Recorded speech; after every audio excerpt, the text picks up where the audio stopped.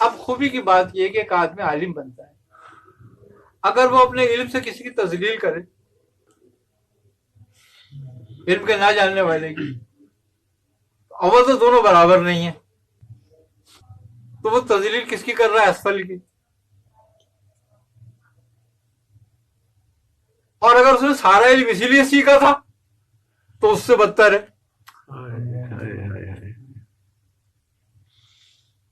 اگر یہ علم سیکھا اسی لیے تھا کہ برتری حاصل کروں میں ایک دوسرے سے، تو پھر تو وہ اس سے بھی بدتر ہو گیا جس نے علم نہیں سیکھا تھا. کیوں؟ کہ وہ ایک ہی برائی میں مبتلا ہے، یہ دو برائی میں مبتلا ہو گیا کہ ایک اس میں تکبر پیدا ہو گیا اور اس میں نشہ پیدا ہو گیا علم کا، اور ساری عمر سے باہر ہی نکلے گا وہ. تو جس طرح تعلیم کے ساتھ تربیت کی ضرورت ہے، اسی طرح علم کے ساتھ ادب کی ضرورت ہے. عالم اور عالم کا جھگڑا الگ ہے. کیوں؟ ان کے جھگڑے سے لوگوں کو فائدہ ہوتا ہے.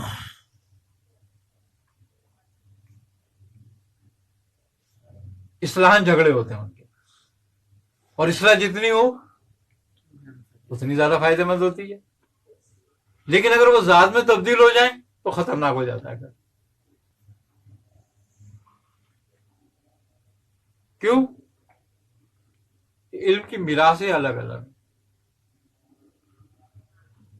اور اس کا ظہور اترنے کے بعد ہی پتہ چلتا ہے کہ کون سا ہے. یہ شکل ایک جیسی ہے لیکن ظہور الگ الگ ہے.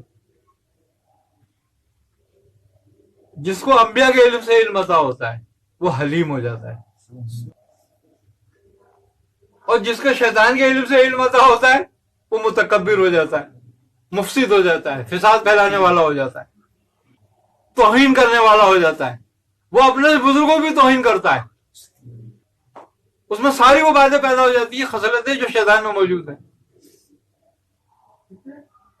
اور جس کو انبیاء کا علم تخفیص ہوتا ہے اس میں ساری وہ خصلتیں پیدا ہوتی ہیں جو انبیاء علیہ السلام کی وراثت ہے.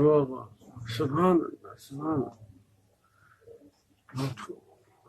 وہ حلیم بھی ہو جائے گا، وہ مقرب بھی ہو جائے گا، وہ عاجز بھی ہو جائے گا، وہ ہمدرد بھی ہو جائے گا، وہ کسی کی توہین سے رنجیدہ بھی ہوگا. یا تو توہین کرے خوش ہو جائے گا کہ دیکھا کیسے جواب دیا. اصحاب کہف کا کتا، قرآن کا واقعہ ہے نا،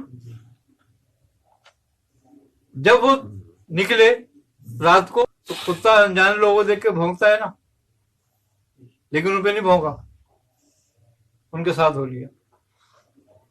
وہ کتا تھا اصحاب کہف پہ نہیں بھونکا. یہاں اپنے بزرگوں کو بھونکتے، اس کتے سے بدتر ہو گئے. یہ کون سے کتے ہو گئے پتہ نہیں. اور ان کا ساتھ دینے کے ساتھ اس کتے کو کیا فائدہ ہوا؟ سبحان اللہ، سبحان اللہ. اس کا مطلب یہ ہے کہ انسان کو اس کا علم کتے سے بھی بدتر کر دیتا ہے اگر اس کے سر پہ سوار ہو جائے تو، اور اس کے دل میں اتر جائے تو ولی کر دیتا ہے. تو یہ ایک سمجھنے والی بات. بلم بن بورج اللہ نے خود فرمایا کتے جیسا، کتے جیسا، حالانکہ وہ عالم تھا. عالم ہاں، سبحان اللہ، سبحان. بنی اسرائیل کا تھا نا، جی بالکل، موسیٰ علیہ السلام کی قوم کا تھا.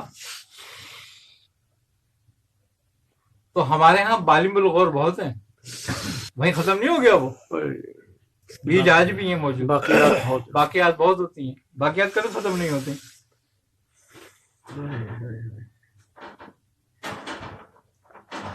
انسان کو بزرگوں کی اگر کوئی بات یا کوئی رمز کوئی چیز سمجھ نہ آ رہی ہو کسی، یعنی عقل اور شعور میں نہ آ رہی، تو اس کے لیے کیا اس کو ایسا کیا کام کرے کہ وفادار کتا بن جائے؟ اس کے لیے کیا ضروری ہے؟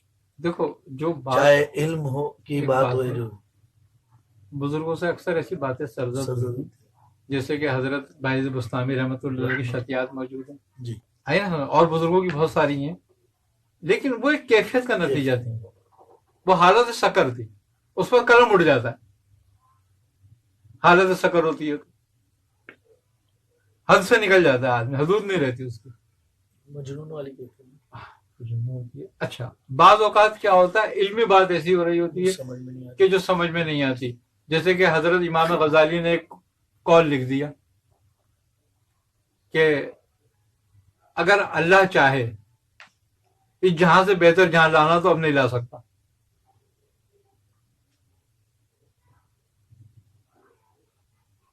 پکڑ لیا لوگوں نے آپ کو کہ بھئی اللہ کی قدرت پر تم نے اعتراض کیا یا شک کیا. آپ نے فرمایا کیسے؟ انہوں نے کہا آپ نے یہ لکھا. آپ نے فرمایا بالکل میں نے لکھا.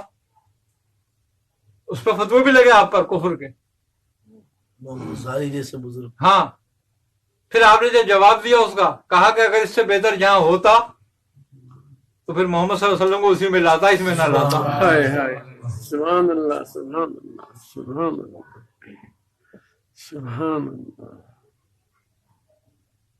تو بات یہی ہے ساری. اچھا اگر تمہیں سمجھ میں نہیں آتی اور تمہاری پہنچ وہاں تک کہ تصدیق کر لو,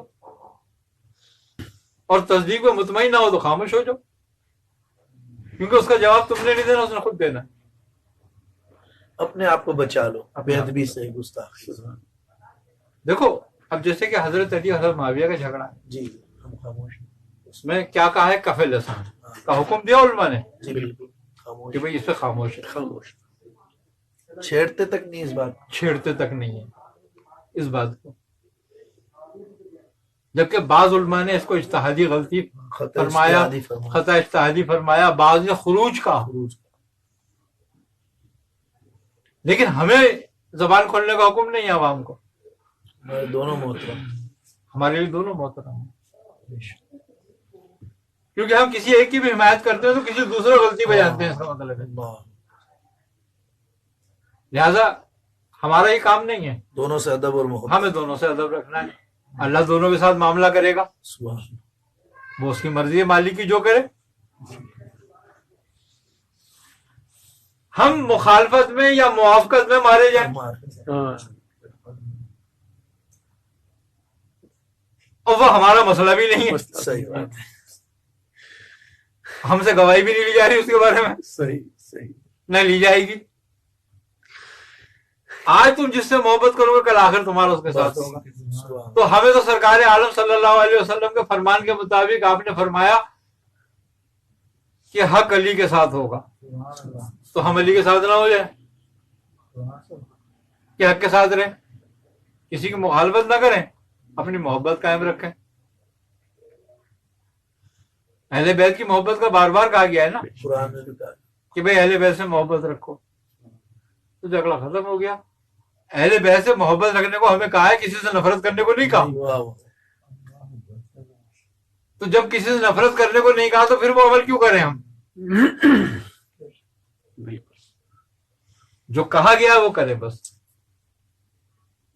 اور عقل مندی کا تقاضا بھی یہی ہے.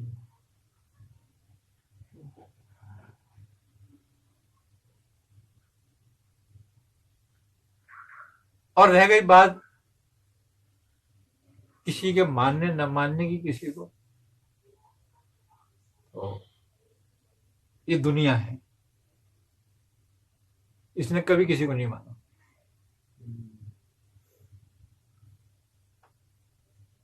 اگر یہ مانتے تو پھر سرکش کیوں ہوتے؟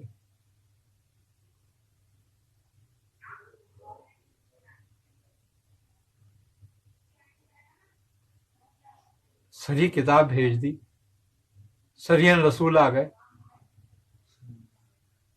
سرین نشانیاں ہیں, اس کے باوجود قبول نہیں کرتے. اب کیا کرو گے تم اس کو؟